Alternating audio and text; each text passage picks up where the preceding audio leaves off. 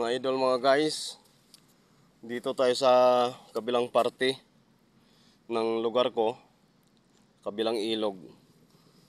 At so bali ilang taon na tayo, ilang dekada na tayo nakapunta dito. Yan mga guys, oh, may balsa pala dito na para sa lobstera, no.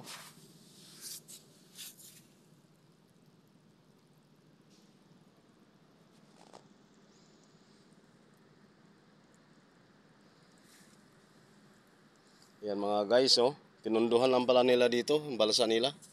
So paghanda na siguro, paghanda lang nila pagdating ng pinaka-season. Kasi panahon na din ngayon ng lobster, pero medyo may kahinaan pa. Ayan mga idol, oh. Tali nila.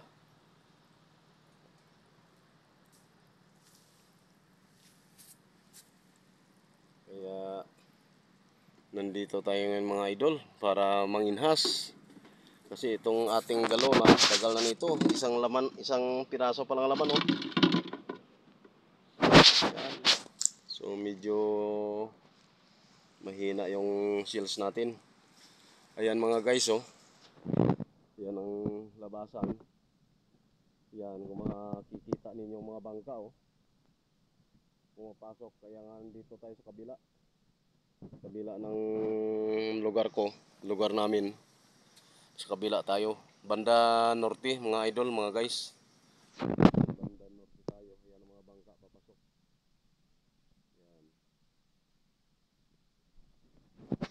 So ang gagawin natin, magpuro panginhas muna tayo habang medyo malalim pang tubig. So ayan mga guys, itong mga bakaw na ito mga guys, project ito ng ano, nung unang binidyo natin, nag-explore tayo. Yan, project ng DNR yan. Yan mga guys. Kaya nagmisto lang gubat ng mga idol, ang lalaki mga kahoy. Ito na naman, kung di ako magkakamali, project ng ano ito, ng DNR. Ay, yun pala doon, DNR. Dito parang uwis ka yata, no?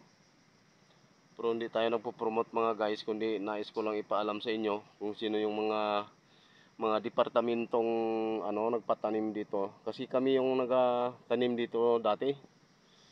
Kaya kung di ko kung di ako nagkakamali, parang project ito ng Uwiska. Uwiska, yan. Yun naman ang sa DNR, mga guys, no? Ilang dekada na. Nasa, hindi ko na maalaala mga idol.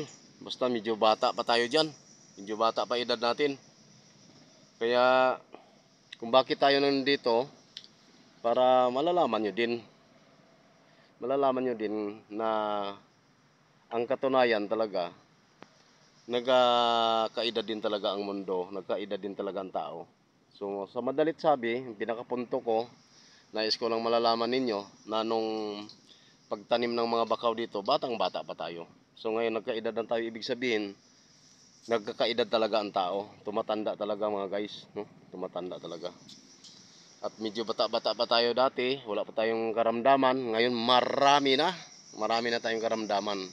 Kaya kumbaga, parang pinaka memories na lang natin to, mga idol.